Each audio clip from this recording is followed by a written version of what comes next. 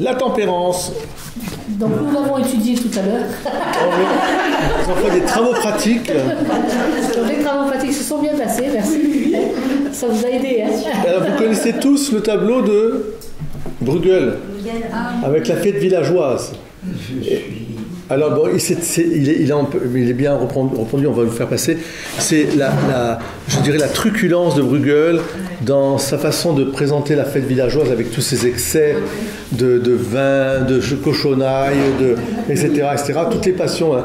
Et donc, nous sommes toujours à la recherche, je dirais, de ce qu'est l'organisme humain voulu par Dieu pour que nous puissions atteindre notre finalité qui est le bonheur, et le bonheur étant de vivre bien, de faire le bien, et donc d'être dans la charité. Et nos vertus, et bien sûr avec Dieu, on va voir après les vertus théologales, mais nos vertus morales, il y a 4 vertus morales, vous me les rappelez? Alors, Martine, les 4 vertus, on en a étudié déjà. 3. La justice. La justice. La prudence. Et la force. Et la 4e, c'est la tempérance. Et on a montré que ces vertus-là, elles sont cardinales parce qu'elles ouvrent, elles soutiennent les autres vertus. Vous avez parlé de la patience, d'autres choses comme ça. Bon. Elles sont cardinales. Et aussi, parmi ces vertus, il y en a 3 qui touchent à notre volonté, au sens, je dirais même, à l'exercice moral direct, qui est de poser des actes profondément humains. Être juste, être fort, être tempérant, c'est poser des actes humains en profondeur. La prudence, elle est connexe avec l'intelligence, elle n'est pas que liée avec la volonté, parce que la prudence, elle discerne tous les moyens opportuns pour atteindre à quelque chose de bien. Vous voyez ? On dit que la prudence, c'est l'orige du char avec toutes les vertus qui sont dedans. Donc, là, on a besoin de la prudence. Elle est une vertu à la frontière des vertus intellectuelles qui sont la science, la sagesse et l'intelligence. Les 3 vertus intellectuelles. Donc, qui nous permettent d'aller vers le vrai. Le vrai étant le fondement du bien. S'il n'y a pas de vrai, je ne peux pas être dans le bien. Il faut que ce soit vrai, les choses soient vraies, respectées dans leur vérité. Mais le bien, c'est l'agir. Et pour agir, j'ai besoin donc des vertus morales que sont la justice, la force, la tempérance et bien sûr la prudence. Et cet après-midi, après avoir bien mangé et bien bu, avoir la peau du ventre bien tendue, merci petit Jésus, eh bien, on étudie la tempérance. Alors, première chose, comment vous définirez la définition de la tempérance pour vous? Allez, Thierry. Patience. Patience. Toi, tu dis tempérance, patience. Il y a quelque chose d'assez juste. Tempérance, patience. On va retenir ça. La mesure. Mesure, tu vois? C'est bien. Très bien. Tempérance. J'ai dit le problème. La douceur. La douceur. Ah, douceur, mesure, patience. Réflexion. Réflexion pour la tempérance. Avant d'agir. Avant d'agir. Oui, mais la vertu de tempérance, qu'est-ce qu'elle te dit, Sylvie? Tu dirais comme ça spontanément, tu veux dire à un enfant, sois tempérant. Modéré. Modéré. Ouais. Modéré, mesure, d'accord. Florence? Dans la mesure. Dans la mesure. Éloi? Équilibre. Mesure. Moi, je pense à modération. Modération. Modération. L'écoute. Dans la tempérance, écoute. Ouais. On peut être intempérant dans l'écoute aussi. Écoute, oui. D'accord. Christine? Moi, c'est pas l'équilibre comme les autres, parce que ça me fait penser à l'eau trop chaude et l'eau trop froide. Oui, l'équilibre. Si elle est tiède... l'équilibre. Qu'est-ce qui me rajoutait quelque chose? Michael, toi tu dirais quoi, toi? Bon, on dit juste mesure. Juste mesure. Juste mesure. Juste mesure. D'accord. Alors. Donc, Laure avec moi-même, nous avons d'abord trouvé un petit texte du pape François, une audience générale, qui est du 17 avril 2024. Vous permet de penser à lui. Il a fait quelque chose sur la tempérance. Et voilà comment il dit. C'est d'abord son avis personnel ou c'est la définition Non, c'est la définition. de l'Église? Aujourd'hui, je parlerai de la quand le pape fait une audience générale, c'est une catéchèse. C'est une catéchèse, ça. Non, c'est une catéchèse. Avec les trois autres, cette vertu partage une histoire très ancienne qui n'est pas l'apanage des seuls chrétiens. Bien sûr. Pour les Grecs, la pratique des vertus avait comme objectif le bonheur. Le philosophe Aristote a écrit son plus important traité d'éthique, la morale, en l'adressant à son fils Nicomaque pour l'instruire sur l'art de vivre. L'éthique à Nicomaque. Alors, comment se fait-il que tout le monde recherche le bonheur, que si peu y parviennent? Voici la question. Et pour répondre à cette question, Aristote aborde les thèmes des vertus, parmi lesquels l'ankrateia, c'est-à-dire la tempérance, ankrateia en grec, occupe une place de choix. Le terme grec, et ça rejoint un peu ce que vous avez dit, Ankra au milieu de... oui, ankrateia.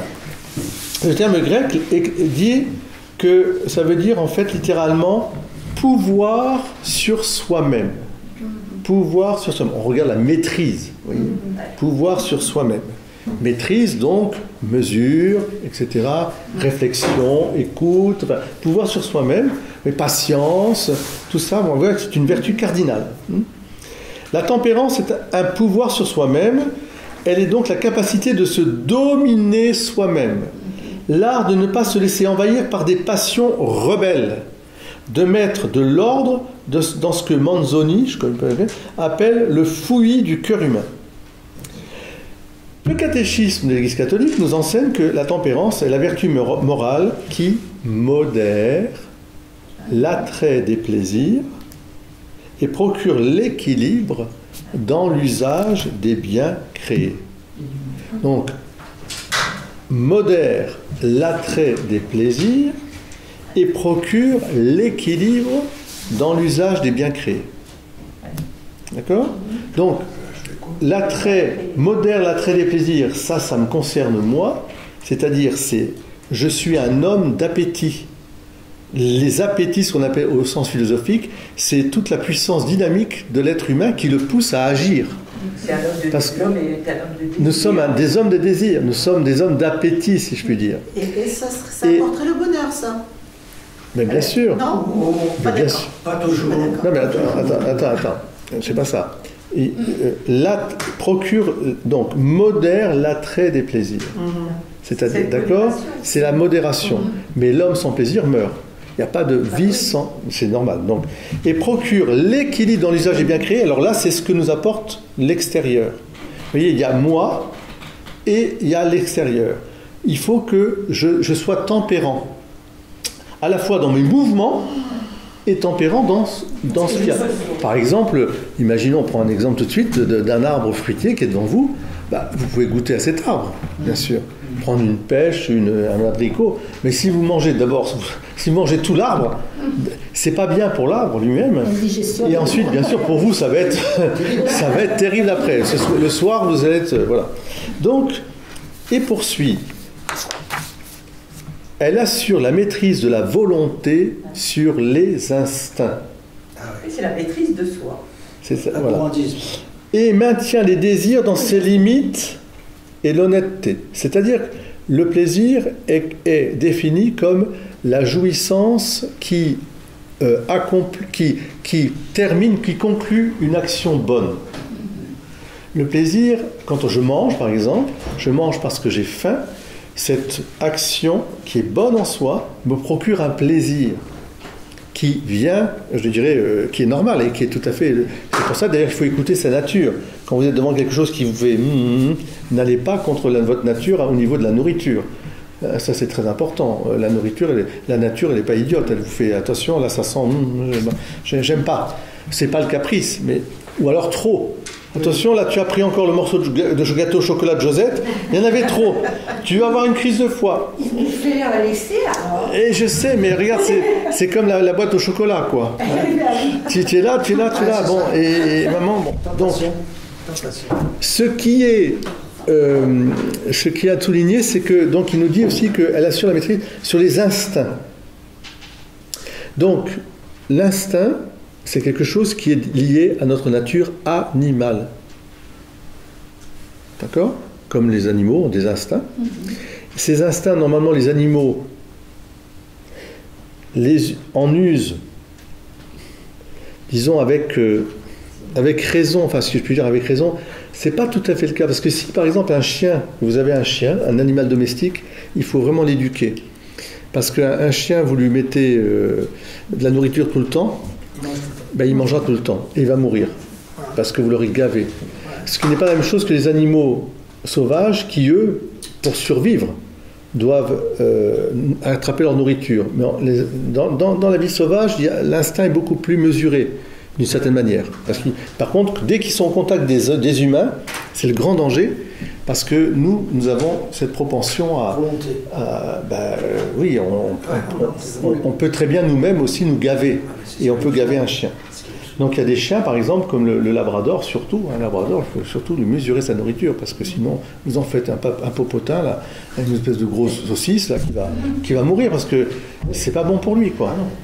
Donc, la personne tempérante oriente vers les biens ses appétits sensibles. Donc c'est bon d'avoir des appétits sensibles, vous voyez. Elle oriente vers le bien, c'est nécessaire. Garde une saine discrétion et ne se laisse pas entraîner pour suivre les passions de son cœur. Alors là, on touche à quelque chose de beaucoup plus profond simplement que le côté corporel, charnel. Les passions de son cœur. Qu'est-ce qu'il y a là? Ça vous fait penser à quoi? Ne se laisse pas entraîner pour suivre les passions de son cœur. Dans l'intempérance, parce qu'on va voir tout de suite l'intempérance, hein. La tempérance, ce n'est pas que simplement des nourritures charnelles. Elle est dans l'intempérance du cœur. C'est pas ce qui rentre dans notre corps qui est impur, c'est ce qui est le corps du cœur. Donc tout ce qui est décrit, débauche, impureté, envie, tous les excès, quand je vais prendre la femme du voisin ou le mari du voisin, etc., tout ça, ça vient du cœur en fait. Et c'est de l'intempérance. Vous voyez, l'intempérance est une vertu cardinale. Elle ouvre à d'autres vertus qu'on doit essayer de pratiquer. Et ce n'est pas simplement le côté charnel, ou le côté nourriture, le côté sexuel, le côté, etc. Être tempérant. Oui. Ainsi, la tempérance, comme le dit la parole italienne, est la vertu de la juste mesure. Ce qui est vrai, on l'a dit, de toutes les vertus, sauf de l'amour, in medio stat virtus. Au milieu se tient la vertu. Alors on le dit aussi pour la tempérance. Car les personnes qui agissent toujours sous le coup de l'impulsion ou de l'exubérance ne sont finalement pas fiables. Les personnes sans tempérance ne sont pas toujours fiables. Dans un monde où tant de gens se vantent de dire ce qu'ils pensent, le tempérant préfère au contraire penser ce qu'il dit. Vous voyez ? Dans la logorée, c'est-à-dire cette information continue, où tout le monde dit tout sur tout, etc., c'est de l'intempérance. Mais il n'y a pas que la télévision, on va de partout. Au contraire, penser ce qu'il dit, c'est-à-dire avoir des moments de réflexion pour pouvoir ajuster la juste mesure. Saisissez-vous la différence? Ne pas dire ce qui me vient à l'esprit ainsi. Et tout attraque. Non, réfléchis un peu, essaye de voir à qui tu parles, est-ce que c'est le moment, qu'est-ce que tu dis aussi, est-ce que ça concerne la personne, ça concerne une personne tierce. Vous voyez? Non, pensez à ce que je dois dire, il ne fait pas de promesses en l'air, mais prend des engagements dans la mesure où il peut les tenir. Même avec les plaisirs, les personnes tempérantes agissent avec discernement. Le libre cours des pulsions et la licence totale accordée au plaisir finissent par se retourner contre nous-mêmes, nous plongeant dans l'ennui. Ça, c'est très vrai. Voilà. Il y a beaucoup de philosophes qui en ont parlé de ça. Combien de personnes qui ont voulu tout essayer avec voracité et se sont retrouvées à perdre le goût de toute chose. Mieux vaut alors rechercher la juste mesure. Par exemple, moi je ne bois pas de vin, que du bon vin. Non mais vous voyez, pour apprécier un bon vin, mieux vaut le savourer par petites gorgées que de l'avaler goulûment. C'est évident. Mais bon, parfois pour le chocolat, pour les choses comme ça, c'est pareil. Un petit litre, tout fin là. J'ai acheté comme ça une petite boîte de petits chocolats tout fin. Alors c'est ces espèces de papier de cigarette là. C'est du chocolat, alors on prend un. Et puis un deuxième. Bah oui, c'est ça le problème, c'est que Donc le chocolat était un mauvais exemplaire. On peut pêcher par gourmandise. Oui. Oui. On peut pêcher par gourmandise. Ah bah on pêche tous par gourmandise. Levez la main celui qui n'a jamais été gourmand. Je le canonise tout de suite.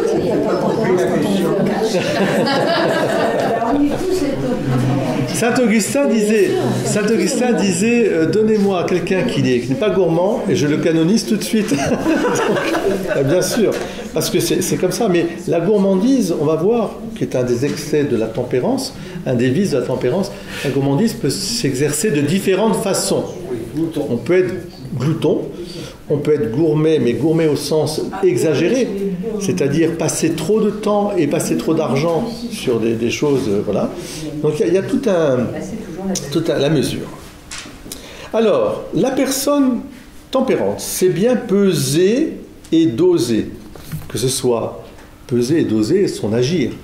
Donc ce qu'elle va manger, ce qu'elle va vivre, ce qu'elle va, etc. etc. Vous voyez, elle pense à ce qu'elle dit, elle ne se laisse pas un moment de colère détruire ses relations et des amitiés qui ne se reconstruiront que difficilement par la suite.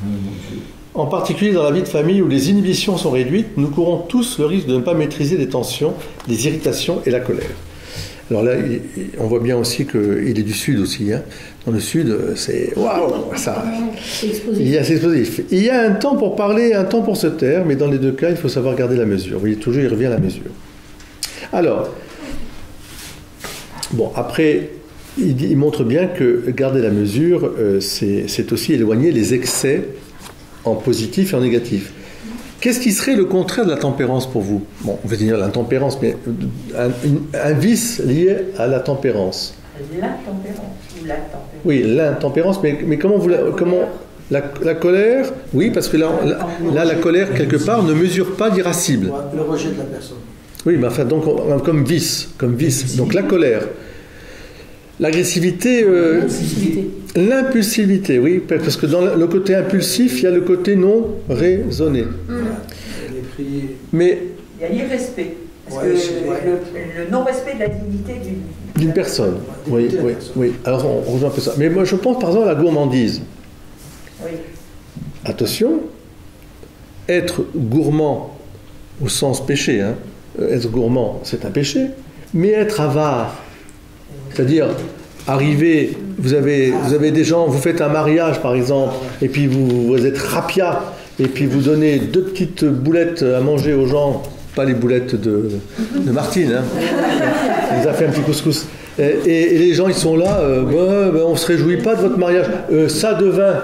Et puis ça, vous voyez que là on est dans l'excès inverse, mais c'est un manque de tempérance, parce qu'on n'a pas gardé la mesure je dirais de l'événement. Vous voyez, quand il y a un grand événement, il faut que les choses soient, quand on disait autrefois mettre les petits plats dans les grands plats, mais c'est pas faux. Oui, c'est ça, ou les grands plats dans les petits plats. Donc il ne faut pas l'inverse. Enfin, il peut y avoir plein de choses comme ça. Donc il y a un juste milieu, et on peut aller d'un côté comme de l'autre. Par exemple, dans la pratique de la pénitence au sens du carême, maîtriser ses passions. Il y a des actions bonnes pour justement, je dirais, retrouver le contrôle de sa passion. Ça peut être chacun de nous avons des passions et elles sont un peu exagérées. On va dire, tiens, celui qui fume beaucoup, peut-être il va dire, je modère un peu la cigarette. Ou je m'en abstiens s'il peut. Pour la boisson, c'est pareil. Pour plein de choses. Hein. Mais il peut y avoir donc aussi... Alors pourquoi je dis ça? Parce que, attention, on peut faire comme ça des efforts, mais il faut faire attention à ne pas faire l'excès inverse. C'est-à-dire tenter le diable. Par exemple, j'ai une personne qui me dit, mais moi je ne vais plus manger pendant je ne sais pas combien d'heures. Bon, je dis, d'abord... est-ce que votre médecin, est-ce que c'est bon pour votre santé? Attention, vous n'avez pas à mettre en péril votre santé. Deuxièmement, est-ce que est-ce que c'est vraiment ça la volonté de Dieu? Parce que la volonté de Dieu, c'est de maîtriser, c'est pas d'être dans l'abstinence au sens de plus rien. Voilà. Donc il peut y avoir aussi une tentation un peu diabolique, là aussi, de tenter Dieu. de tenter d'aller au-delà. Au-delà. Devenir dépendant d'une chose que... Alors la dépendance, quand on est trop dans le sport, tout ça, on devient dépendant. Oui. Il faut toujours... Alors, ça, c'est trop, c'est de l'excès. Alors, donc ça, c'est intéressant comme réflexion. Ça veut dire aussi qu'il y a toujours une mesure qui est propre à chacun. C'est-à-dire, ne vous amusez pas à comparer votre mesure de manger, par exemple, avec la mesure du voisin, parce qu'on n'a pas les mêmes mesures. Et il faut être donc très prudent là-dessus aussi. C'est-à-dire que... et donc, là, pour le sport, c'est pareil. Il y a des gens qui sont incapables de faire du sport. Ils n'en font pas, mais ils en font, comme disait Churchill, no sport, tobacco and whisky. Voilà le secret de ma longévité. Donc, et quand il a dit ça avec un peu d'humour, je me suis dit, bah oui, pour lui, le sport, ça n'a pas d'importance. Il a une constitution qui lui permet de vivre assez bien. D'autres, ce n'est pas possible. S'ils ne font pas de sport, ils vont... il faut que ça... Alors, quand je dis du sport, c'est une activité physique. Une activité physique. D'accord ? Je ne parle pas du sport au sens de la passion, c'est-à-dire du gars qui va aller, soit des jeux d'argent, soit dans les stades, ils vont se taper sur les... etc. Bon. Oui, ils mettent tout leur bonheur dans ça. D'accord ? En fait, c'est comme ceux qui ont... Je ne veux pas citer. Ceux qui ont une forte passion, qui font passer leur passion avant le reste, alors qu'il y a des choses qui... Il y a des gens qui dépendent de leur passion. Ce qu'on appelle la dépendance. La dépendance, Josette. Voilà. La dépendance. Donc vous avez des gens qui sont pleins de dépendance et ils détruisent tout leur entourage. C'est qu'ils souffrent eux-mêmes. Ils souffrent eux-mêmes et ils font souffrir les autres. C'est ça. Mais c'est pour ça que l'intempérance, elle touche tous les domaines. Vous pouvez avoir une personne, je finis, une personne qui est très pieuse, mais qui est intempérante dans sa piété.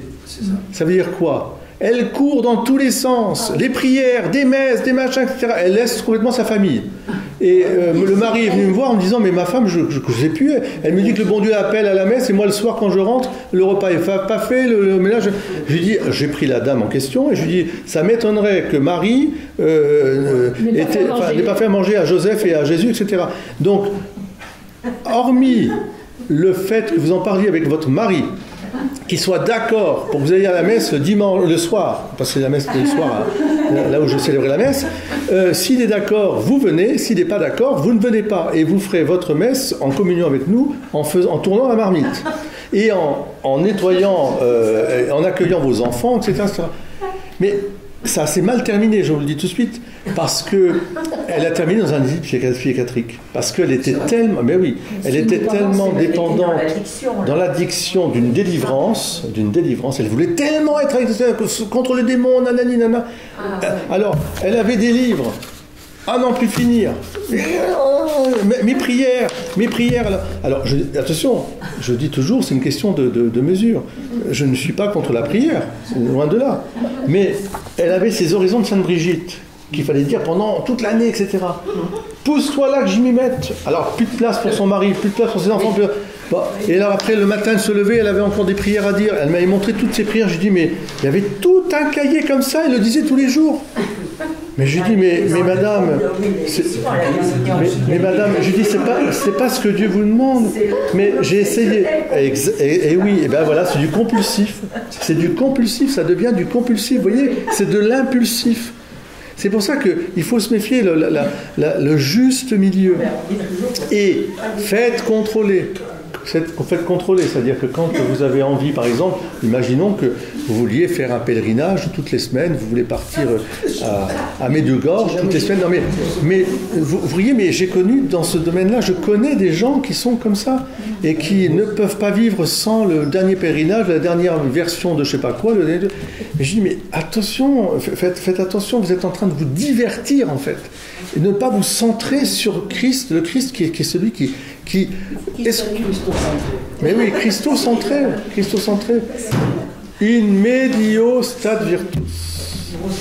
Alors, dans le monde aujourd'hui, il est certain que nous ne sommes plus touchés par l'intempérance des biens matériels. Bien sûr, l'intempérance des biens matériels, nous sommes une société de consommation voire donc de surconsommation. Et dans la société occidentale, il est clair qu'il y a un message à faire passer d'une vie beaucoup plus sobre, sobriété. Ça, c'est clair. Mais attention aussi, il y a aussi l'intempérance spirituelle, que vous allez voir par exemple aussi avec l'émergence de toutes ces courants spirituels, ces sectes, si vous voulez, enfin c'est tous ces machins, tous ces trucs, mais aussi des messages à droite, à gauche, etc. Il y a un commerce là aussi énorme. C'est comme la personne qui me dit j'ai commandé de l'eau exorcisée sur Internet. Je dis mais ah bon mais oui, parce que moi j'étais arrivé avec l'eau lourde et puis je faisais la bénédiction pour la maison. Ah mais non c'est de l'eau exorcisée que je veux. Je dis mais je l'ai vu sur Internet, de l'eau exorcisée. Il avait payé je sais pas combien, une petite fiole, 15 €. Ah bah c'est sûr que là le gars il fait de l'argent. L'eau du robinet à 15 €. Mais vous voyez, c'est pour dire qu'il était complètement aussi c'était complètement obsessionnel. Et donc il faut faire très très très attention. Moi je dirais que voilà, il faut mesurer, alors, et en même temps ne pas comparer, parce que attention, il y a des personnes qui ont besoin, par exemple, de telles choses, je vous ai dit, on parlait du sport, mais c'est vrai aussi dans la vie spirituelle. Qu'une personne aime dire le chapelet tous les jours, voire le rosaire, c'est pas mauvais en soi, dans la mesure où son devoir d'État est assuré. C'est ça qu'il faut voir. C'est toujours ça un peu. Qu'est-ce qu'au fond, quelle est la volonté de Dieu sur moi? Est-ce que là, il veut que je me réjouisse? Là où quand je prie, là que je me détende, hein? On raconte un jour que dans le désert, il y avait saint Antoine du désert qui était parti avec ses moines. Et puis, ils étaient en train de jouer. Et il y a un chasseur qui était là et qui dit « Ah, bah c'est ça, les moines, ils jouent, il faut bien... Hein, on a dit que c'était des moines, ben c'est pas des moines, ils jouent, etc. » Et Antoine, il lui a dit « Amène-moi ton arc. » Il a tiré. Il a dit « Tu vas casser l'arc. » Eh bien, tu vois, c'est la même chose. C'est ça, la tempérance. Il ne s'agit pas de tirer au bout. Les moines ont besoin aussi de récréation. Au monastère du Barou, il y a un petit terrain de volley. Il y a même une piscine. Non, c'est pas un terrain de foot, c'est un petit terrain de volley, ils font du volley. Et la piscine, c'est le bassin qui sert pour les pompiers, donc qui a été aménagé. C'est moi qui l'ai fait. Et j'ai dit au père abbé, bien sûr, il faut que les frères se dépensent aussi d'une manière ludique. Ce serait important. Et il se lève à 3h30 du matin et il se couche à 20h, 20h30, 21h au coucher en plein été, vous voyez, bon, voilà. Et là, l'office à 3h30. Et c'est un équilibre. À l'un, il pourra apporter plus ça, à l'autre, moins. Ben, c'est comme ça, c'est la mesure pour chacun. Allez. Il y a quand même, moi je trouve quand même des inconvénients à cette fameuse tempérance. Ah ben oui, ça c'est sûr. Parce qu'à force de se priver des excès, oui. Ben, plus n'a aucune saveur de rien. On n'a plus de saveur de rien. On se prive. Non, pas trop. Non, pas assez. Ça te fait plaisir? J'ose même pas trop répondre. Qu'est-ce que tu veux dire? Oh, si je dis oui, ça va pas aller. Si je dis non, ça va pas aller. Oui. Je dis plus rien. Eh ben, on vit plus quoi. Oh, on s'étouffe. Dans cette tempérance, on bouge pas. On est en prison dans cette tempérance. Non, justement, la tempérance n'est pas une prison, justement, c'est le contraire. Puisqu'elle vous apprend à user d'une manière, je dirais, raisonnable. Au fond, elle vous rend libre. La tempérance sont des vertus qui nous permettent d'être libres. La justice, la force, la tempérance, bien sûr, elles nous rendent vraiment libres, humains. Parce que l'excès, l'intempérance nous rend esclaves, en fait. C'est simple ce que dit Josette. On y perd du sel, on perd le sel de la vie. Mais non. On peut trouver du sel de la vie en étant tempérant. Oui. Bah, par exemple, bon, j'ai un très bon ami qui était brésilien, il boit le café. Chez eux, au Brésil, ils boivent du très bon café, mais très sucré. Ils aiment le café sucré. Bon, c'est comme ça, c'est leur... Et la première fois que je l'ai vu, 1 sucre, 2 sucres, 3 sucres, 4 sucres. Je regardais, j'ai dit... Ah, mais qu'est-ce que tu fais? Il me dit, quoi? Il m'a regardé en disant, c'est comme ça que je bois le café. Donc, très bien. Puis moi, il a vu que j'en prenais pas. pour avoir le goût du café, je préfère avoir pas le goût du café. Puis il m'a regardé en disant, oh mon pauvre, mais dis donc. J'ai dit, non, mais moi aussi j'ai fait ça, oh mon pauvre. Et en fait, c'est sa juste mesure, vous voyez, ce qui convient à lui. Je ne veux pas imiter qu'il a mis 4 sucres dans son café. Je ne peux pas l'imiter, ça, je ne pourrais pas, ça me rendrait malade. Mais vous voyez, donc c'est une question de... C'est personnel, ça. Hein? D'accord, mais on ne vous demande pas de ne pas mettre de... Ben oui. De mesurer. Par exemple... La vie diaphane, hein? Non, je crois pas. Non, parce que attention, je comprends ce que vous voulez dire. C'est mesurer, avoir toujours dans la tête. Attention, non, c'est pas ça. C'est, vous avez votre conscience, vous voyez très bien. Voilà, quelquefois on succombe, hein, c'est vrai. Dans le frigidaire, on regarde, tiens, encore un morceau, ou le petit chocolat après le café à l'après-midi. Mais bien sûr. Moi, j'ai une très bonne amie qui a 95 ans, elle me dit. Père, ça c'est beau ce qu'elle fait, parce que ça fait des années qu'elle fait ça. Alors elle prend son petit chocolat, et puis au moment du carême, et elle le fait depuis 60 ans, hein, elle ne prend plus de chocolat jusqu'à Pâques. Hein, et alors, sauf qu'une fois elle m'a dit, elle avait 90 ans déjà, 92 ans, elle me dit, parce qu'elle n'est pas tenue à tout ça, elle me dit, j'étais fatigué, j'ai été prendre un petit goûter l'après-midi, mais je dis, mais bien sûr, vous n'allez pas vous rendre malade, donc bien sûr que non, vous voyez. Non mais c'était beau qu'elle soit dit, j'aime bien le petit chocolat au café, pour le carême, personne ne voit qu'elle ne prend pas de chocolat, non. Elle est chez elle, elle fait ce petit effort, je trouve que c'est pas mal. Pour réfréner un peu l'appétit à ce moment-là, vous voyez, c'est le contrôler un peu davantage. Chacun va trouver son petit... vous voyez, ça peut être par la parole, les distractions, le sport, le je sais pas quoi, mais tout ça c'est pour nous mettre au service de la charité. Voilà. Alors, ce petit texte, je trouvais qu'il était pas mal, mais maintenant, je vais laisser la parole à Laure parce qu'elle nous a trouvé des textes magnifiques. La tempérance de la Et puis on a trouvé ça aussi. D'ailleurs, c'est amusant parce que je ne sais pas ce que ça représente comme dessin. Eh bien, c'est pas en couleur, donc... mais non, mais si, mais il y a la dame avec 2 cruches. Elle mesure peut-être. Oui, je pense qu'elle mesure, oui. Donc, Saint-Benoît. Saint-Benoît, vous êtes bien placé, je pense, mon père, pour en parler. Oui. Hein, de la règle de Saint-Benoît. Oui. Donc, apparemment, dans la règle de Saint-Benoît, la tempérance, c'est le point central. Alors, je dirais, non, je dirais pas quand même que la tempérance c'est le point central dans la vie monastique, non. C'est certainement... Non, mais dans la règle, il y a quand même beaucoup de choses sur la tempérance. C'est certainement l'humilité qui est le point central, et avec l'obéissance qui est connexe à l'humilité, disons. L'obéissance et l'humilité. Donc, ensuite, la tempérance étant justement la juste appréciation des biens qui sont autour de nous, le Saint-Benoît va encourager ses moines justement à cette maîtrise des choses. Mais il prendra bien soin, notamment pour la nourriture, de commencer par dire « chacun à sa mesure ». Et je ne voudrais pas prendre une décision qui me concerne moi. Mais eu égard, dit-il, à la faiblesse humaine, parce que Saint-Benoît était un ascète, il avait ce côté très fort d'ascétisme, mais il ne voulait pas l'imposer aux autres. Vous voyez ? Donc, eu égard à la faiblesse humaine, je considère que chaque jour, on doit pouvoir manger, mettons, une livre de pain, une émine de vin, j'aurais bien aimé savoir exactement ce que c'était que l'émine de vin, boire une émine de vin, etc. Mais il insistera de sorte que, ou alors mettre un plat de féculents et un plat de légumes, vous voyez, 2 plats à table, il y a toujours 2 plats, de sorte que si l'un ne supporte pas trop les féculents, puisse prendre des légumes, si l'autre ne supporte pas les légumes, prenne le féculent, et si tu supportes les 2, tu prends les 2, hein, tu peux prendre les 2.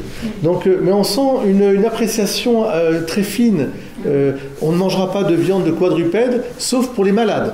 Les malades pourront, s'ils sont vraiment fatigués, etc., on leur donnera de la viande. Mais toujours en disant, mais attends, eu égard à la faiblesse des gens. Oui. Alors, mais il souligne que les moines doivent éviter des excès, que ce soit dans la nourriture, le sommeil et d'autres plaisirs, afin de se concentrer sur leur vie spirituelle. C'est toujours une question de juste milieu. Juste milieu. Les 3-8, vous savez qu'on divise la règle de Saint-Benoît un peu dans un schéma qui n'a pas été inventé par le taylorisme et d'autres, voilà. C'est les 3-8, donc prière, repos et travail. Oui, c'est ça. Travail, repos. Ouais. Alors, grosso modo, c'est un peu ça, hein, les 3 buts. Bon, mais en fait, on voit bien que chez lui, la tempérance, comme la justice, la force et la prudence, elles sont orientées vers la charité, en fait. Tout de suite. C'est pour être fraternel. Vous voyez, je ne suis pas fraternel si à table, je vois qu'il y a les frites qui sont arrivées là. Et hop, je prends le plat et je prends pas tout, mais je laisse une petite partie. Voilà mon frère, pour vous. Voilà. Donc la tempérance, vous voyez, au service de la charité. Vous voyez. Donc même si c'est difficile les frites, hein. Bon. Ou un bon steak, tu connais. Aller en internat pour connaître. Voilà, exactement. Hein, l'histoire du petit steak et du grand steak. Vous connaissez ça? C'est le gars, il est là, et puis il passe le plat, parce que pour le faire servir, il y a donc un bon steak et puis un plus petit. Et l'autre, il prend le grand, il le met, etc. Je lui dis, écoute, t'exagères quand même. Moi, je t'ai passé le plat parce que, voilà, mais t'aurais peut-être pu prendre le petit, me laisser le grand, etc. Mais et l'autre lui dit, et toi, t'aurais fait quoi? Ben moi, je t'aurais laissé le grand. Et ben alors, donc te plains pas. C'est juste ça. Voilà. Alors, Saint Benoît, c'est ça, c'est la tempérance et la vie communautaire. Vous voyez, c'est tout en relation avec la vie communautaire, avec la maîtrise de soi, mais c'est la charité. Alors, par exemple, lorsqu'il aborde la question de la nourriture, il insiste sur la nécessité de la modération.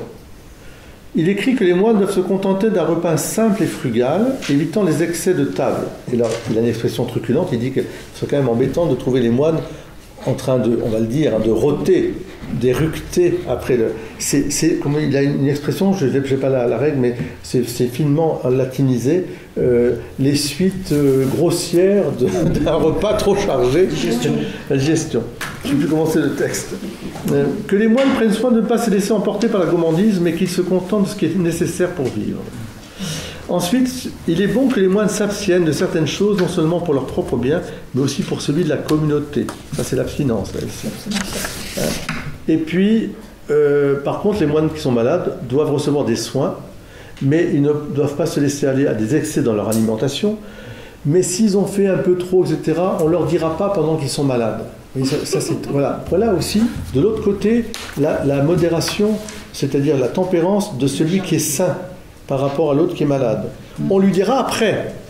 On ne va pas l'accabler parce qu'il est malade. Vous voyez, même si on peut estimer qu'il a été capricieux, qu'il a fait... etc. Vous voyez, sur l'humilité, que chacun se garde de l'orgueil, de l'excès dans ses paroles et ses actions. C'est l'humilité qui est le sommet. Que votre nourriture soit saine et légère afin que vous soyez toujours prêts. Ah oui, ça c'est important. Que vous soyez toujours prêts pour le service de Dieu. Si vous êtes, c'est vrai dans la vie, dans l'histoire, hein, quand les gars, ils allaient au combat, mais qu'après ils faisaient bombance, ils s'enivraient, etc., ils étaient plus bons à quoi que ce soit, et là, l'ennemi tombait dessus, terminé. C'est la même chose dans la vie spirituelle. Si tu es trop chargé, tu n'es pas prêt pour le service du Seigneur. Pour chanter en plus... Bon, bien sûr, ne vous livrez pas à l'excès de boisson, car il trouble l'esprit et éteint la flamme de dévotion. Que votre sommeil soit bref, afin que vous puissiez vous lever promptement pour prier. Et alors, dans la prière, Saint Benoît dit la même chose. Que votre prière personnelle soit brève, pour ne pas laisser au démon la tentation d'un orgueil. Parce qu'en fait, voilà comment ça se passe. C'est-à-dire que les moines prient 7 fois le jour, 1 fois la nuit. Et si un moine veut rester prier un peu plus après l'office, parce qu'avant d'aller travailler, il a peut-être un peu de temps, il peut, mais il faudra que la prière soit brève.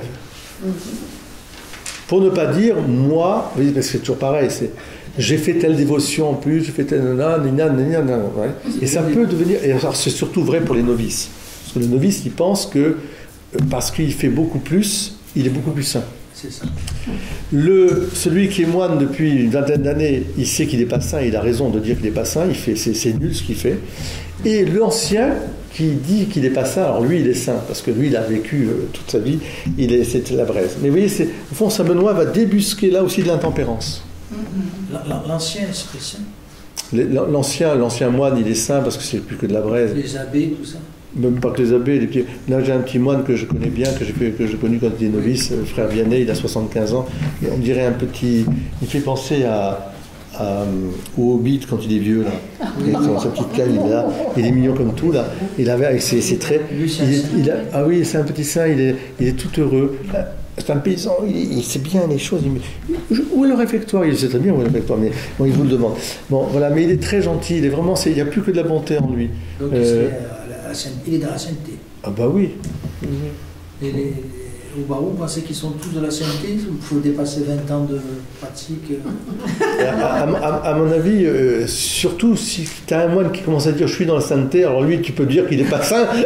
Comment ça? Ouais. Non. Oui, c'est Saint François de Sales qui vient à la visitation, lui avait la supérieure d'une visitation qui avait dit oh il y a une sœur qui a des visions, machin, etc.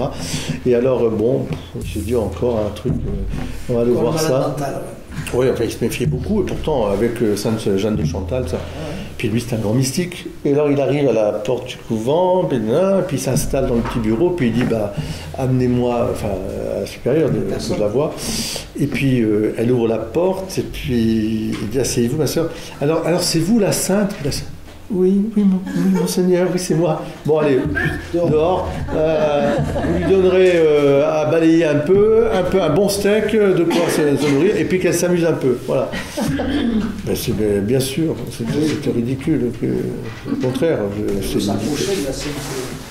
voilà. Mais alors, moi, je voudrais que maintenant, on aborde ça. Alors, parce que ça c'est bien. C'est bien. Donc c'est un cours sur la tempérance, avec des définitions de la tempérance. C'est un cours en 25 volumes sur la tempérance. Donc premier volume, 25 heures de cours. 25 heures, non mais je rigole, pour dire qu'il était intempérant. Je vais vous parler de la tempérance et puis... Donc on donne des définitions de la tempérance avec Saint Isidore qui dit la tempérance réfrène le désir sensuel et la convoitise. Avec Aristote qui dit la tempérance a pour domaine propre les convoitises et les plaisirs du toucher.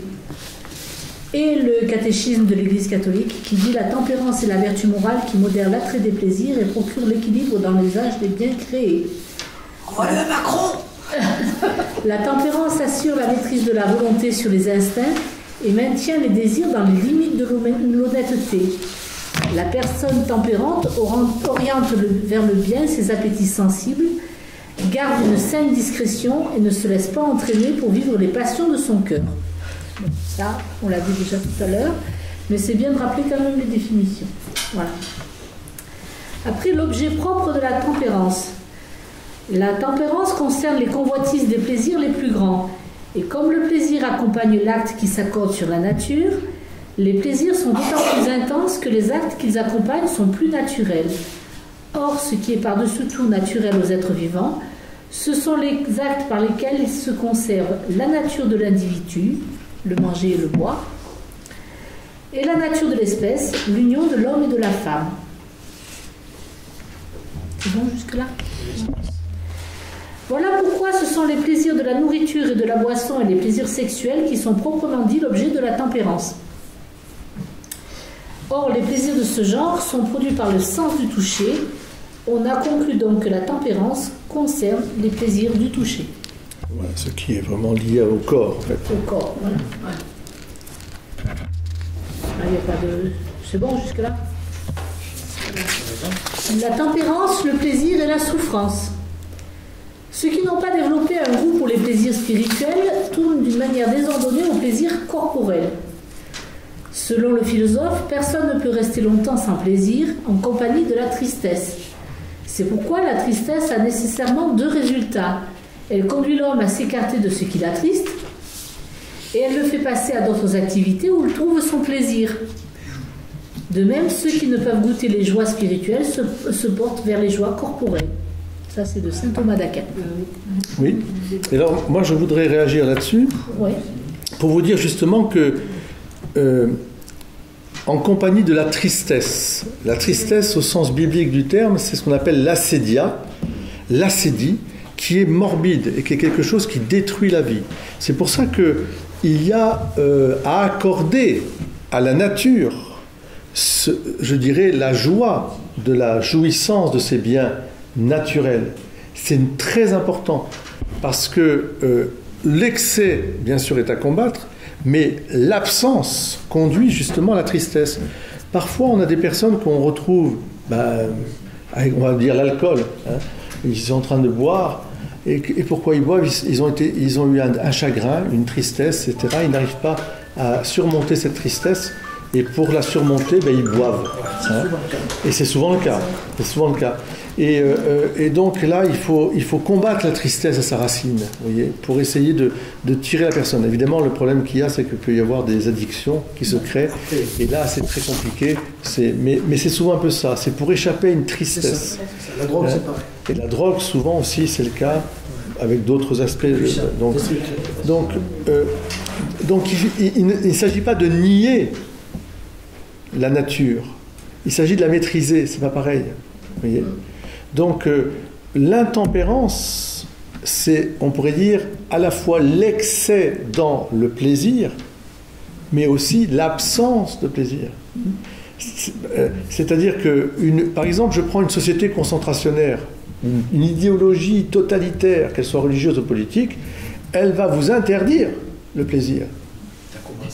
Parce qu'elle vous interdira. Mais non, mais parce que c'est important, parce que leur règle, c'est ça. Enfin, je dirais le col Mao, si vous voulez, tout le monde. Je veux voir qu'une tête, pas d'originalité, pas de choses, pas d'extravagance. On ne veut pas de ça. Voilà, pas de joie. Regardez en Afghanistan. Bon, par exemple, vous regardez l'Afghanistan, les pauvres femmes, les pauvres enfants, mais c'est horrible. Ils considèrent que le sport, c'est un péché, c'est le mal, c'est le diable. Bien sûr, je ne parle pas de la nourriture, de la boisson, mais ils considèrent évidemment que les rassemblements de groupes festifs, c'est interdit, etc. En Iran, c'est pareil aussi. Farhana, qui était là à la messe, elle pourrait nous le dire aussi, c'est terrible. Alors qu'est-ce qu'ils font? Ils se cachent, les gens. Ils vont se cacher parce que c'est la vie, tu ne peux pas vivre sans.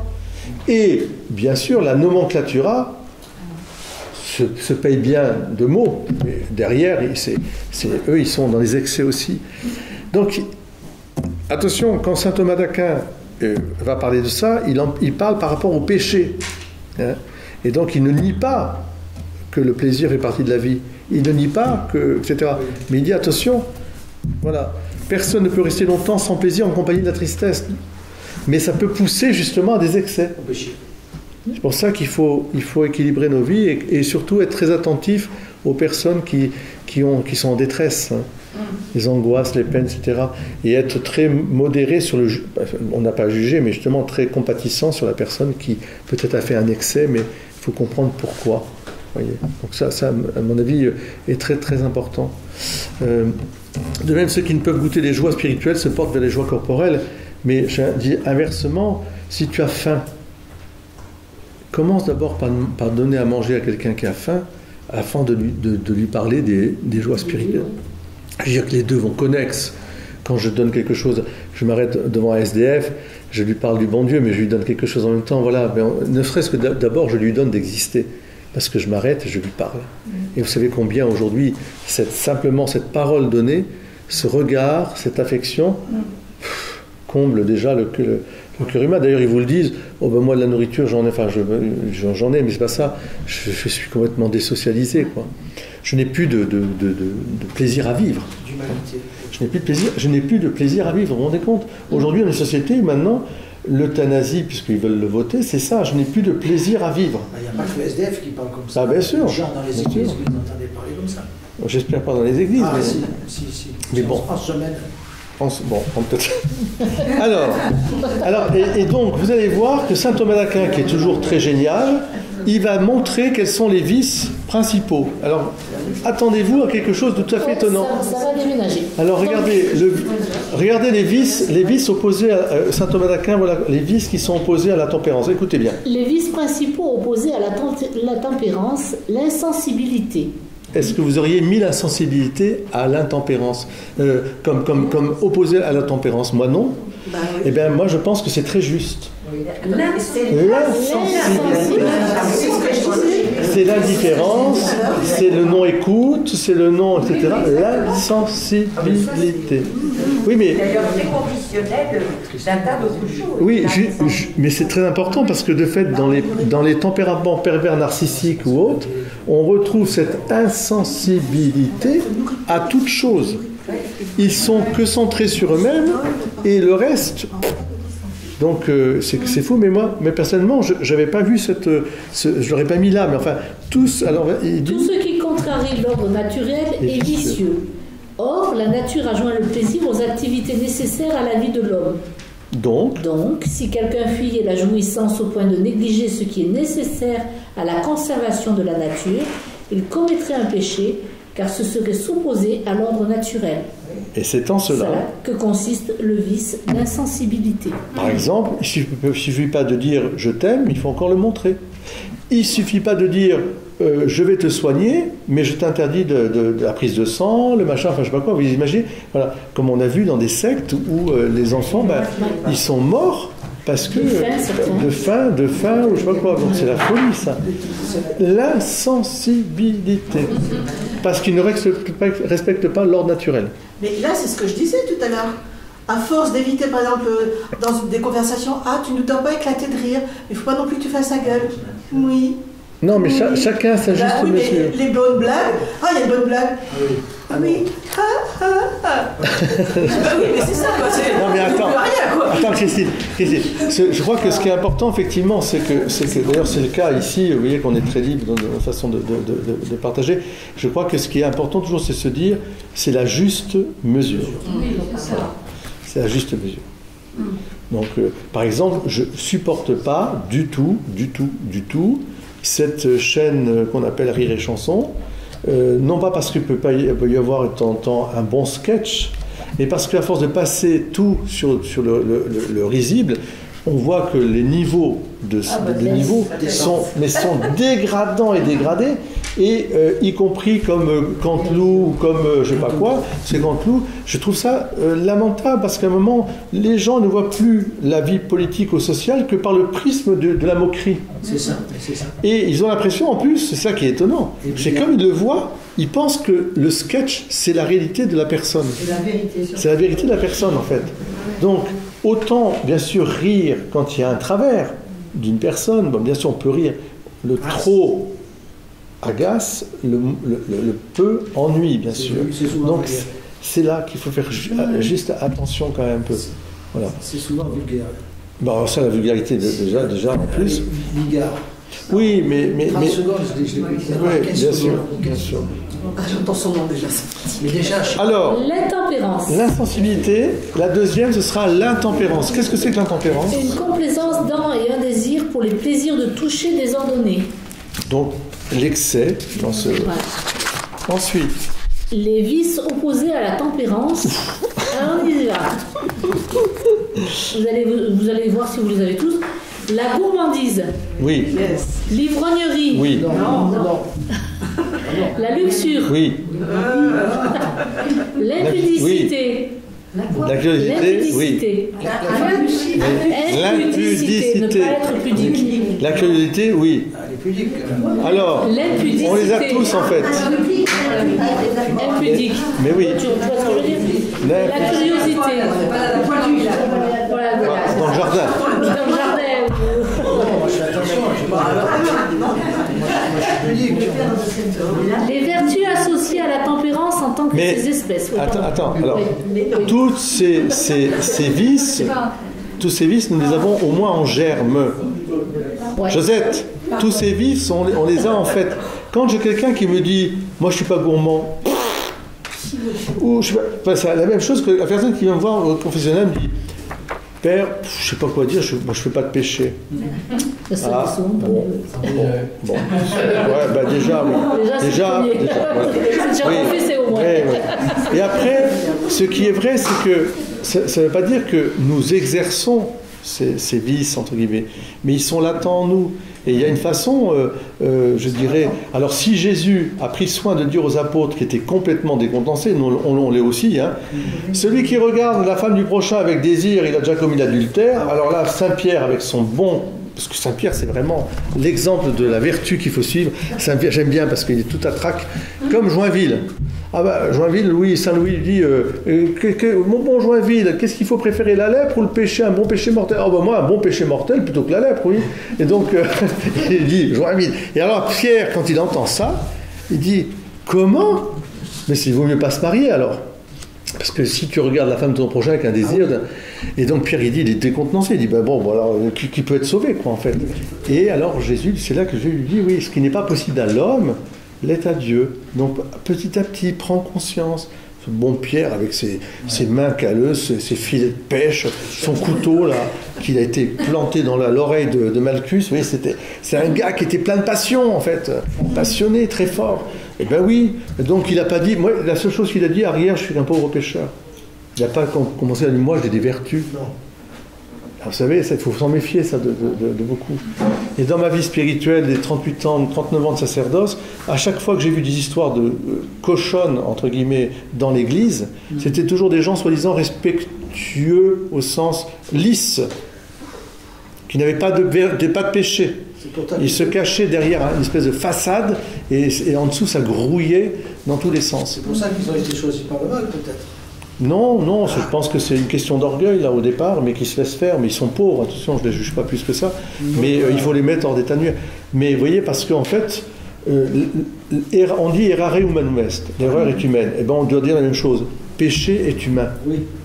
Il n'y a pas un homme et une femme qui ne soient pas pécheurs, sinon on ne pouvait pas être sauvé, c'est pas possible.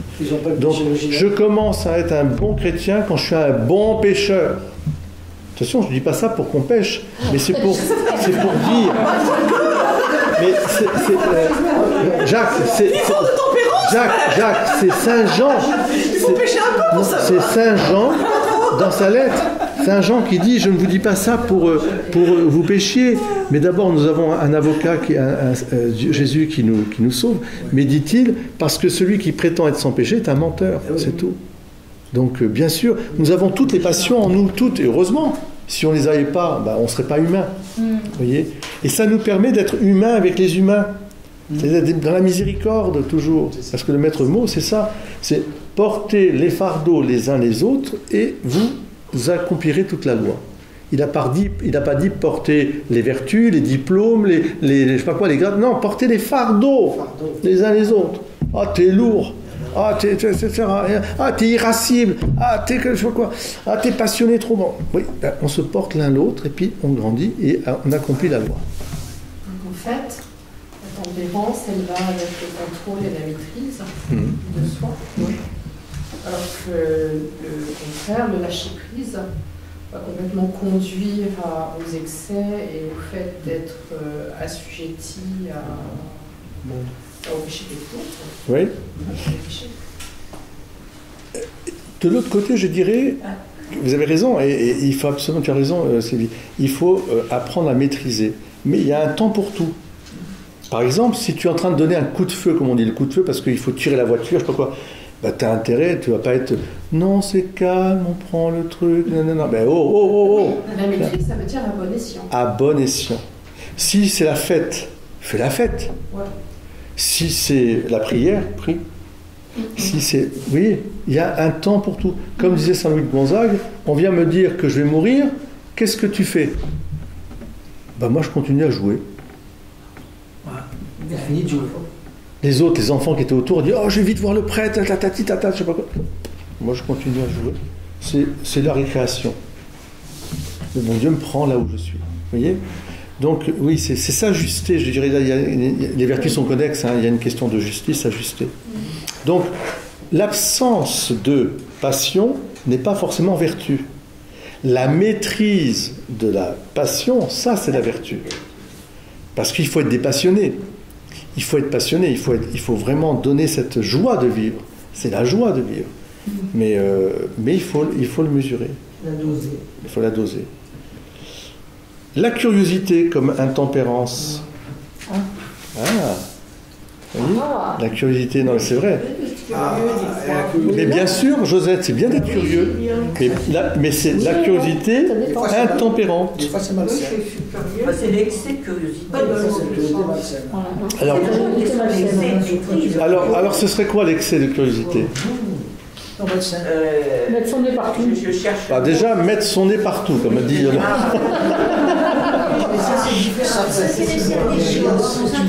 Oui, mais c'est de la curiosité mal placée, je veux dire. Les chercheurs, ils ont besoin de curiosité. Donc, la curiosité, c'est comme toujours. Le manger, le boire, le sexe,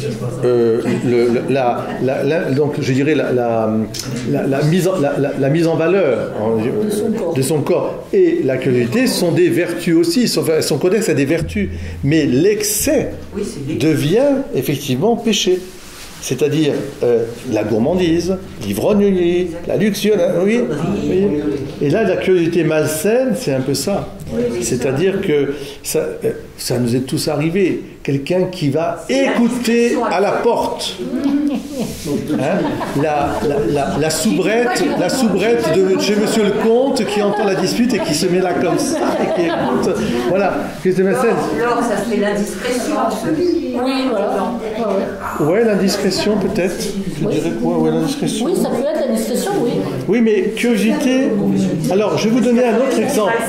Un autre exemple. Dans le livre de la sagesse, le livre de la sagesse commence par dire attention à celui qui veut connaître les secrets de Dieu. C'est-à-dire qui pense vouloir percer les mystères de Dieu. Et donc, oui, mais c'est une curiosité ésotérique, on pourrait dire un peu, voilà. Et ça existe aussi. Je dirais qu'on le retrouve beaucoup actuellement quand j'entends certaines personnes vouloir absolument savoir ce que l'Église a pu cacher. Ah oui. Par exemple, alors que là on parle dans des livres complètement non seulement ésotériques, mais alors hallucinantes même. Ça peut être hallucinant, parce qu'en fait ils ont il y a ce vouloir de posséder quelque chose que les autres n'ont pas, la connaissance que d'autres ne peuvent pas avoir. Et ça, je crains énormément ce genre de choses. Pouvoir. Je sais pas si. Si.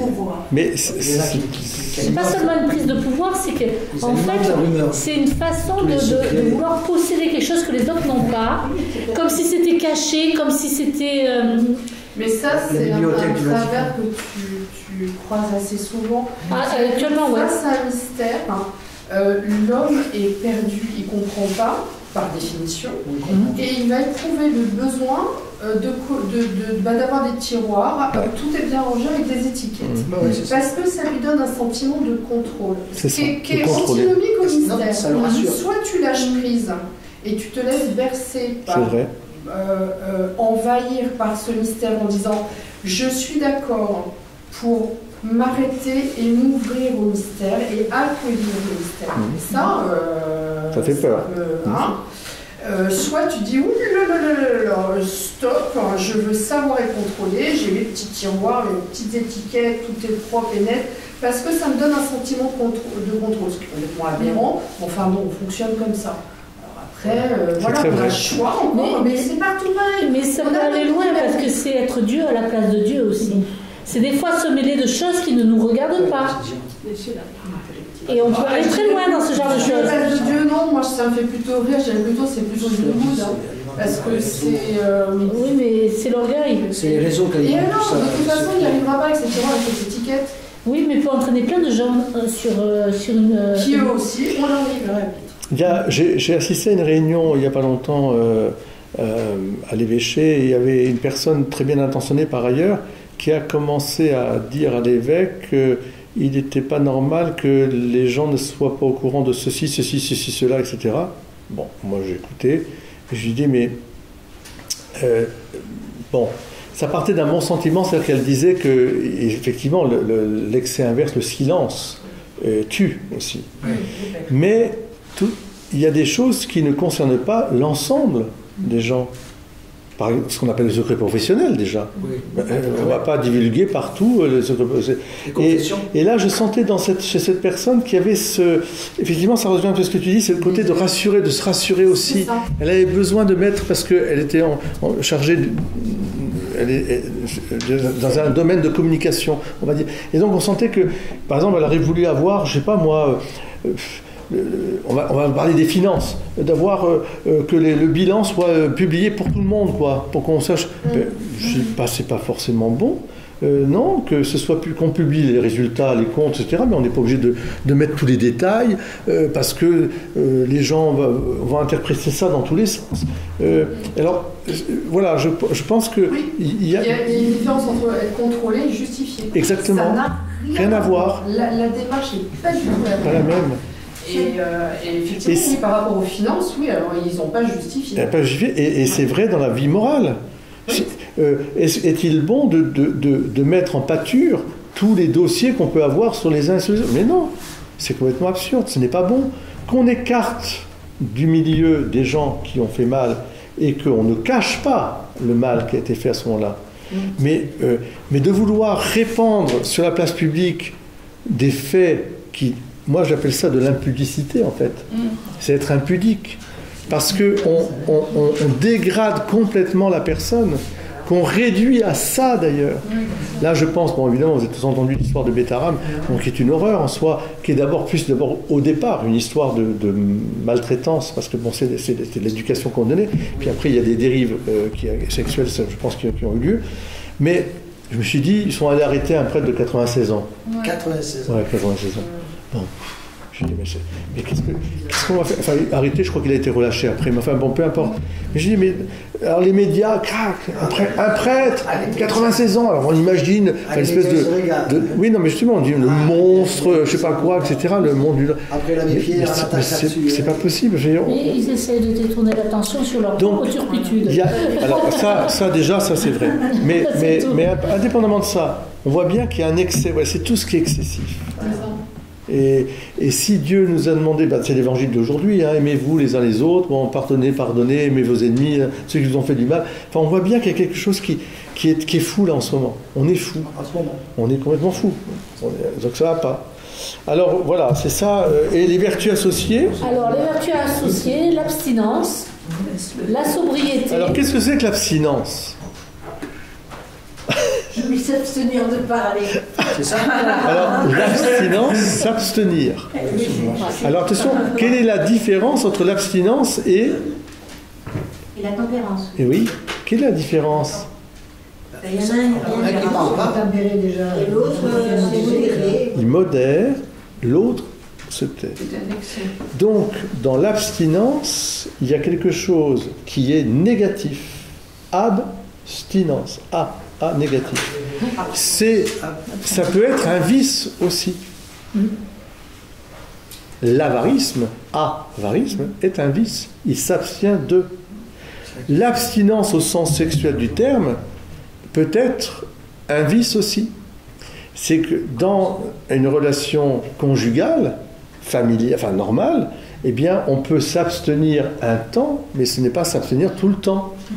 Parce que sinon, ça rompt l'équilibre conjugal. Vous voyez? Et donc, il faut... Alors, oui, bien sûr, il y a des questions qui vont se poser, on peut répondre à des questions, mais je prends le global. Global. Quelqu'un qui viendrait pour se préparer au mariage, c'est arrivé d'ailleurs chez des saints à qui les prêtres, je pense à Louis et Zélie Martin, au départ, quand ils sont mariés, ils pensaient qu'il était mieux pour eux de ne pas vivre la vie conjugale. Oui. Et parce qu'ils avaient un désir de vie consacré en eux, chez eux. Et avec beaucoup de simplicité, ils en sont ouverts avec leur prêtre, qui les suivait, et qui leur a dit non, c'est pas, vous êtes mariés pour avoir des enfants. Donc, il faut accomplir votre devoir conjugal, comme on dit, vous unir chastement, voilà, etc. Dans le mariage. Et c'est ce qu'ils ont fait avec merveille. Ils ont que des saints dans leur famille. Pour moi, l'abstinence, c'est le petit carré de chocolat de votre amie. Ouais. Carrément. Ouais. C'est-à-dire qu'elle le fait en pleine conscience. Oui. C'est ça l'abstinence. Donc c'est pas forcément négatif. Ah non, j'ai pas dit que c'était forcément négatif. J'ai dit c'est une vertu, mais ça peut être aussi quelque chose. Il faut le contrôler, ça. Il faut le contrôler. Un peu comme la personne qui s'abstient de dormir ou de manger. Moi, j'ai vu une personne un jour, je vais faire comme Jésus. Il a passé 40 jours et 40 nuits sans manger. Je sens que l'Esprit Saint me pousse à ne pas manger pendant 40 jours, 40 nuits. Bienvenue au paradis. Bon, non, je lui dis,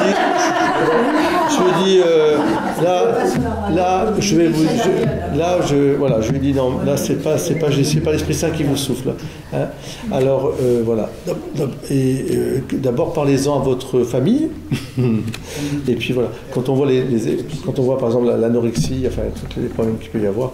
Donc c'est... Par exemple, tu as l'abstinence le vendredi de viande. Voilà. Alors s'abstenir de viande. Tu peux manger autre chose, mais tu décides de ne pas manger de viande ce jour-là. Surtout du gibier. Par exemple. Par exemple, le vendredi, ne pas manger du sanglier de... Parce que Maxence m'a ramené... j'ai mangé du sanglier, c'était quand? Jeudi. C'était pas vendredi. C'était très bon. C'est pas vendredi. Tout est toujours relatif. Dans un pays pauvre, on ne mange jamais de viande. Exactement. Manger de la viande une fois dans le mois ou un vendredi, ça va pas être... On est tout à fait d'accord. On est tout à fait d'accord. Surtout qu'aujourd'hui, n'oubliez pas qu'il y a des mets qui sont plus chers, voilà, qui sont beaucoup plus chers.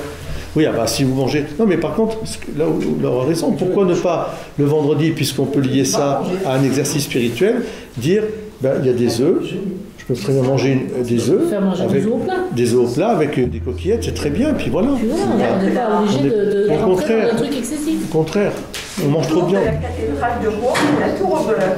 À la tour au beurre. La tour au beurre, les Normands aiment bien le beurre, il y a du bon beurre en Normandie.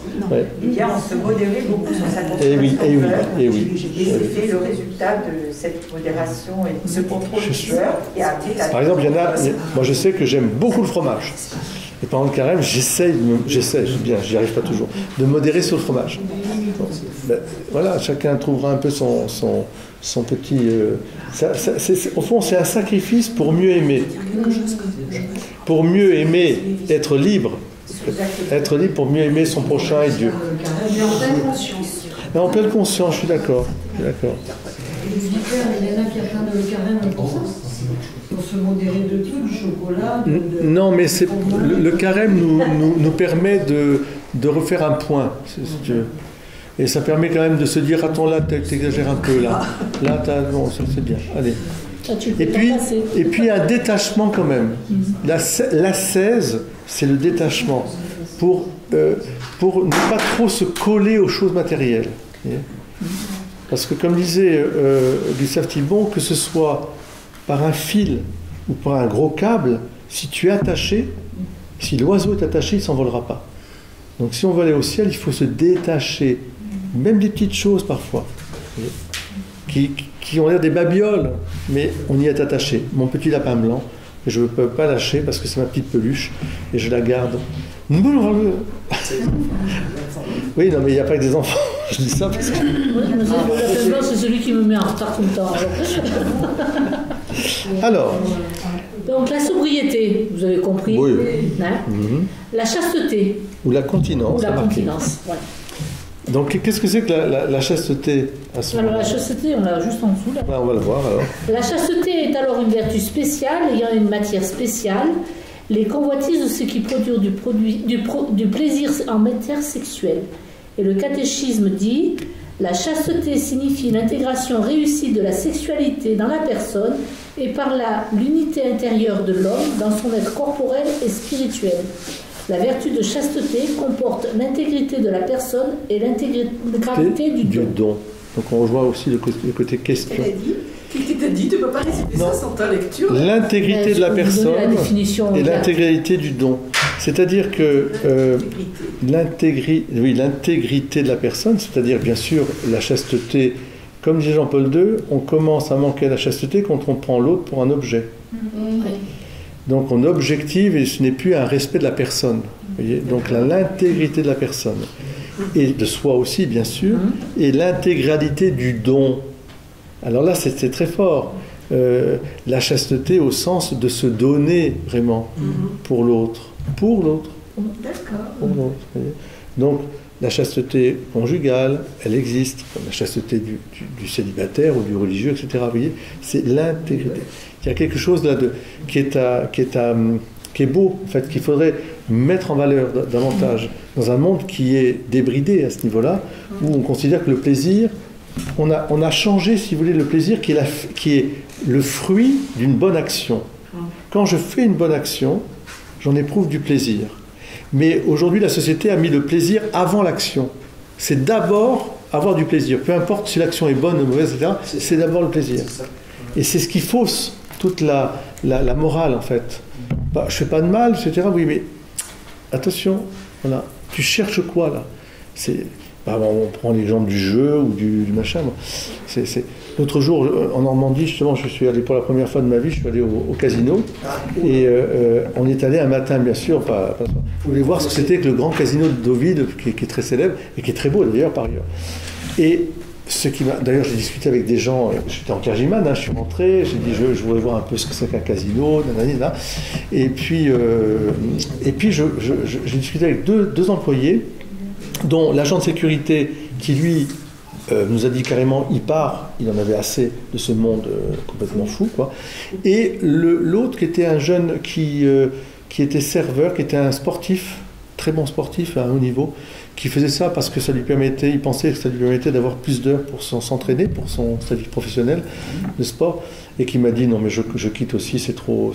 Et alors, lui il m'a dit ça me fait de la peine de voir des gens qui ont rien en fait, enfin qui sont dès le matin, moi j'en ai vu qui sont dès le matin sur les machines, etc. Et c'est presque des SDF, vous voyez, ils sont là. Oh là là là là, donc là j'ai compris, enfin ça m'a. Voilà, ensuite, le casino en soi, parce que après je suis allé voir les tables de blackjack et de roulette, il y a un côté très James Bond quand même dans le casino, il peut y avoir Casino Royal quand même, donc il y avait quelque chose de... Mais ce qui est dommage, c'est que ce genre d'endroit où c'est propice évidemment à tous les excès, à toutes les ruines, et je ne dis pas que les jeux d'argent sont forcément à interdire, à proscrire. Je ne dis pas, il peut y avoir des règles, mais justement, mais je dirais qu'en tout cas, c'est une porte ouverte à tous les excès et surtout à la détresse, parce qu'après on voit les gens. Moi, ça me fait de la peine de voir des petits vieux là, avec leur machine, ils étaient là de long. Et le gars m'a dit, mais ils sont là tous les matins, ils attendent que ça ouvre et ils sont comme addicts en fait, ils sont comme drogués. C'est fou quoi. Alors que bon. Ils sont dans les griffes du démon. Oui, ben non, ça veut dire qu'ils sont tristes dans leur vie. Ils sont tristes, ça veut dire qu'ils vont dans un endroit qui claque. Il y a des bruits, des machines, des lumières, parce qu'au moins il y a des lumières. Ils n'ont pas de lumière dans leur vie. Non, c'est l'espoir de gagner, un rêve qui est fou. Non, je crois que même pour eux, ils sont dans un truc un peu luxueux, comme une espèce de. C'est une drogue en fait. Ça rejoint la tristesse. C'est juste une drogue. Hein. Une fois qu'on y a pris goût, après c'est fini. Hein. C'est pour ça qu'après, quand ils sont lucides, ils se font interdire. Oui, il se font interdire. Oui, mais il n'y en a pas beaucoup qui arrivent. Il n'y en a pas beaucoup qui arrivent à se faire interdire. Il y en a qui vont passer d'un casino à un autre casino, etc. Surtout que là, dans la région de Deauville, vous avez Oulgat, Cabourg, enfin, il y a des casinos partout à Étretat. Bah oui. J'ai été baptisé à Étretat, moi, je connais bien. Mais autrefois, le casino était un lieu réservé. Autrefois, le casino, c'était un lieu réservé. Il n'y rentrait pas tout le monde. C'était des gens fortunés qui y rentraient. Il n'y avait pas de... C'est-à-dire qu'aujourd'hui, avec les machines à sous, c'est vraiment le truc... Mon Dieu. Alors, la studiosité. La vertu associée à la tempérance, c'est la studiosité. Ça, Jacques, ça doit te plaire. Être à l'écoute, tu vois, studieux. Ouais. La tempérance et la studiosité. Par exemple, je connais un monsieur que j'appelle Goupil, qui est studieux, c'est le mari de Cécile, et c'est un homme admirable pour ça. Il est à sa table, dans son antre, on l'appelle Goupil pour ça, parce qu'il est dans son antre tout le temps. Il a ses plantes, il a bien sûr son herbier, enfin c'est un biologiste de formation, et puis un grand connaisseur de la flore. Et il travaille sur des tableaux de plantes dont je vous en montrerai quelques-uns, puisque j'en ai aussi quelques-uns, qui sont de toute beauté. Et c'est un travail très minutieux, très calme, très posé. Où on respecte la plante qu'on a, on la met bien comme il faut, on la fait sécher, après on la met sur un buvard. Oui, enfin, mais je trouvais qu'il est studieux. Il est studieux. Voilà. Donc après vous avez la chasteté, c'est pas de double vie, pas de double langage. Donc ça je pense que c'est évident, mais quand même, des fois il faut redire. Et puis les moyens par lesquels on devient chaste. Donc il faut une connaissance de soi. Ah, ça c'est dur. Une pratique d'une ascèse adaptée aux situations rencontrées. Il faut s'adapter aux situations. L'obéissance aux commandements divins. Alors ça déjà, ça demanderait aussi qu'on connaisse bien les commandements divins. C'est pas toujours... voilà. La pratique d'une ascèse adaptée à des situations rencontrées. Ouais. Qu'est-ce que ça veut dire? Donnez-moi un exemple. La pratique d'une ascèse adaptée aux situations rencontrées. Ça veut dire déjà que les situations précédentes n'étaient pas forcément... Il y a une analyse là. Oui, il y a une analyse. Par exemple, dans un couple qui vit sa vie conjugale avec bonheur, et tout à coup, l'un est malade. Vous voyez? Ça... analyse, le conjoint analyse en disant par respect bien sûr pour l'intégrité de la personne, de mon conjoint, je pratique une ascèse. Parce que justement c'est adapté à la situation de la personne. Vous voyez, je m'adapte vraiment. Et donc voilà, il y a toujours une distance à prendre entre l'appétit que j'ai, qui est normal et qui est tout à fait naturel et bon en soi, et puis la réalité adaptée à la situation. Et vice-versa. Bon, voilà, enfin, c'est les deux en fait, c'est toujours un dialogue d'ailleurs, de toute façon qui doit essayer d'être au mieux un dialogue.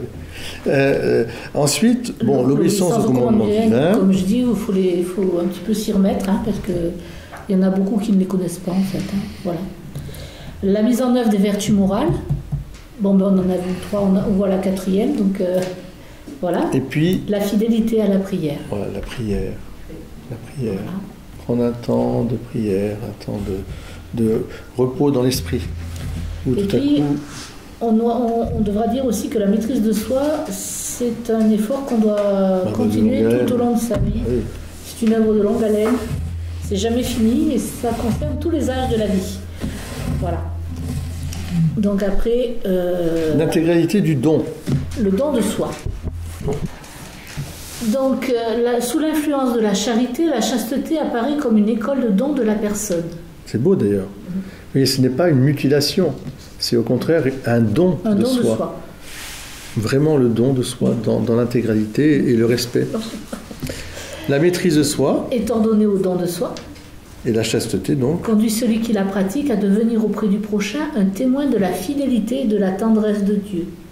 D'ailleurs, on le voit à la fois dans la vie religieuse et dans la vie conjugale, lorsqu'on a affaire à des femmes ou des hommes, couples ou religieux, qui vivent cette chasteté avec un bonheur, en fait, dans le bonheur de leur état, il y a cette tendresse.